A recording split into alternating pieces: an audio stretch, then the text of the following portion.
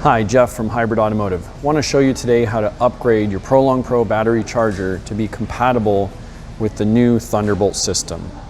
So this video is for people who have a charger that's got software version 1 or 2, and they've ordered the Thunderbolt upgrade package, which means you've received the new board for the charger.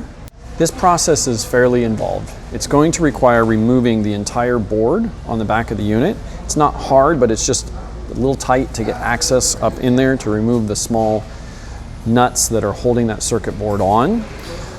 If you're not comfortable with this process after you watch the video, we do have an exchange program where for just the cost of shipping, we can send you a charger that's already been upgraded and is already compatible, and you can send your charger and the board back to us. To begin, let me talk about the tools that you're going to need. You're going to need a pair of long reach needle nose pliers. The longer the better. These will work, but ideally even a little longer would be better. Possibly a 5.5 millimeter wrench. However, if you have a 5.5 millimeter socket with a 1/4 inch ratchet, I actually don't have the ratchet, I wish I did today, this would be preferable. So a 5.5 millimeter socket, 1/4 inch socket, and a ratchet would be the best way to go with this. And then a number 1 Phillips screwdriver. I have a power driver, but a regular screwdriver will work just fine. So to begin, we're going to remove the lid, which is going to be the screws across the front top edge, the sides, and the top back. So I've already done that on this system, so I'm just going to kind of lift that out of the way. Another thing that will help you to gain access and kind of get your hands in there is to remove these 2 screws on the front diagonal. Is remove these screws, and that'll allow us to just flex this a little bit if needed and get as much access in there as possible. So to do that, I'm going to remove these 2 front screws.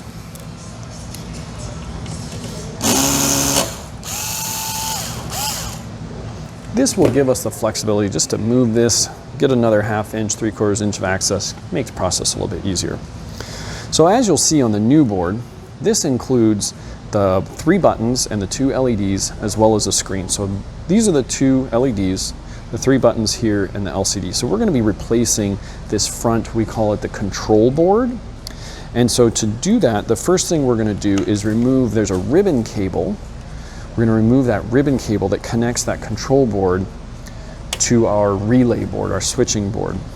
And you'll want to note the orientation of that ribbon cable. The pin 1 has a red line on it, and you'll want to note the orientation of that on the relay board and the high voltage board. So this is that ribbon cable. I just removed it. For now, we're just going to set it aside. Then the next step, and probably the most challenging step of the process, is going to be to remove the 4 nuts on the back of the board that hold it onto the sheet metal enclosure. And what we have here, I'm going to grab this other one just to show you, is we have a standoff underneath there that stands the board off at the correct spacing from the sheet metal, and then we have a nut. And what happens is if you put the 1/4 inch socket with your ratchet on and just start cranking on these, it can tend to spin that standoff, which then would cause it to loosen, and you've got your product label on the front, so you can't really access those Phillips screws. So what I recommend is to use the long reach needle nose pliers and to reach in there and pinch that standoff just to make sure it doesn't turn. Then you're going to come in with your socket and your ratchet and loosen the nut. And then repeat that with the second one and the third one. Again, this is where that long reach would be really helpful to get down under there. And the fourth one, it's a pretty tight to get in there, but that's what we need to do to be able to get this board off without disrupting those screws and standoffs that are underneath the product label. So on this one, I've already pre-loosened those nuts. So I'm gonna be able to just remove them using the socket and my fingers. But this is gonna take you maybe 5 or 10 minutes to just go in there carefully, one by one. There's 4 of them. Pinch that standoff so it cannot spin, and then you're gonna remove those nuts and catch them. And the washer, there's a lock washer as well. So here's the nut, it's very small, there's the first one. The lock washers very likely will just stick to the circuit board, but kind of have a hand underneath there just in case they fall off, or you can turn the system upside down to catch them like that. I just dropped it, so I'm gonna have to do that myself. And then the 2 at the bottom. Just take your time with this. Most important thing is to just make sure that you're not spinning those standoffs. And then we can lift out the old board. Here we go. So I just got this guy out of there. This is the old board that's going to come out.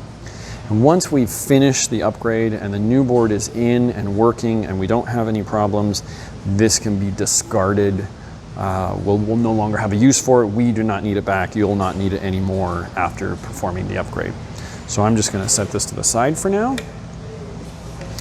With the new upgrade board, when you receive it, it will have a protective film on the LCD screen. So you can go ahead and remove that protective film, just like that. And then you're going to lower this in there. You'll also notice you've got another power cable here. So what we're going to need to do, down in the front left corner, there's a 12-volt power supply. And it's got a brown and blue wire going into it here along the back edge. What we're going to do is we're going to unplug that, plug that into here, and then we're going to plug this into the power supply. So this provides AC power to this circuit board, which we need now, and allows it to reach this board and then also go back to that power supply. So ultimately what you'll do, you don't have to do it now, after the board's in, is you're going to plug this one in like so, and then plug this one into the power supply in order to allow it to continue to receive power. So next what we'll do is we'll slide this down in there, and we're basically going to reverse the process. We're going to put this in, and we want to be very careful to make sure that the buttons, the 3 buttons, come through the holes here on the front panel. So that's kind of the first thing I'm looking at. I'm looking at aligning on those 4 standoffs, and then I'm aligning on those 3 buttons to make sure that they come through and are not kinked or jammed, so I can see here that they're through my LEDs. And so there we go. So now it's in position. So I'm going to start with a lock nut, and I kind of can hold that on with my finger, and then I come back with one of the nuts that I removed, and I'm going to go ahead and start to tighten this guy on. One thing I forgot to demonstrate is if you had any nuts or washers fall down into the system while removing the old board, you want to turn the unit upside down and get those out. So I'm going to go ahead and pull this back out and do that now. Just rotating this over. I can hear them all kind of coming down towards the front, and then I'm just going to go like this, and just a gentle shake should be enough so that you end up with your 4 nuts and your 4 lock washers. Just to make sure you got them all. One more shake. I don't hear anything now. So there we go.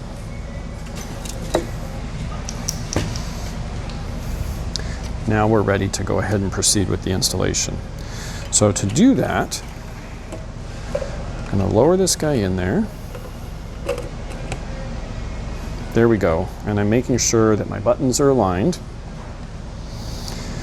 And I can go ahead and put in my first lock washer. I'm holding that on with my other finger here. And my nut. If you're having trouble with the lock washer and the nut, you can skip the lock washer. It's not really needed. There's not a lot of vibration in these systems. We put it on just for insurance at the factory. So I got one on the top, I want to go down and put one on the bottom right away, because if this kind of swings back, if these buttons fall through, then I'm going to have to remove all 4 nuts and realign it and put it back in, because if it hinges down and they go inside, they won't line back up. So I'm going to go ahead and go to my second standoff down below. And there we go. And I got it. So now what you want to do is, with your 5.5 millimeter socket and ratchet, which I don't have, my invisible ratchet, we're going to just snug these 4 nuts down to secure this circuit board in the system. So because I don't have the ratchet, in order to do that, I'm just going to use my hand to just get them finger tight for this video. So the next step is to connect that brown and blue wire that I mentioned a few minutes ago. And so the one coming off of your relay board is now going to plug into the new circuit board. And it's down there at the bottom. You can feel your way there and make that connection. And then the new plug that comes off of the new board can plug into the power supply to complete that circuit. The next step is to install the ribbon cable. On our new circuit board that we just installed, the red, or pin 1, is towards the edge of the system, like so. On our high voltage relay board, pin 1 is towards the center of the system, so they're opposing. So the first step is to install it onto the new board. And I can see the pins as I look down in there to make sure I get it installed correctly. And then for the high voltage relay board, again, pin 1 is towards the center of the system, so they're opposite of each other. So I can go ahead and make that connection. Now what we can do is verify that the new board was installed correctly. And to do that, what we're going to do is we're going to make sure our hands, any loose items, if you dropped any more nuts or washers, we're going to turn this upside down, shake those out, and then we can plug it in and power it on and check the screen. It should come on the first time in Thunderbolt mode. So we're going to go ahead and plug it in and then power it on.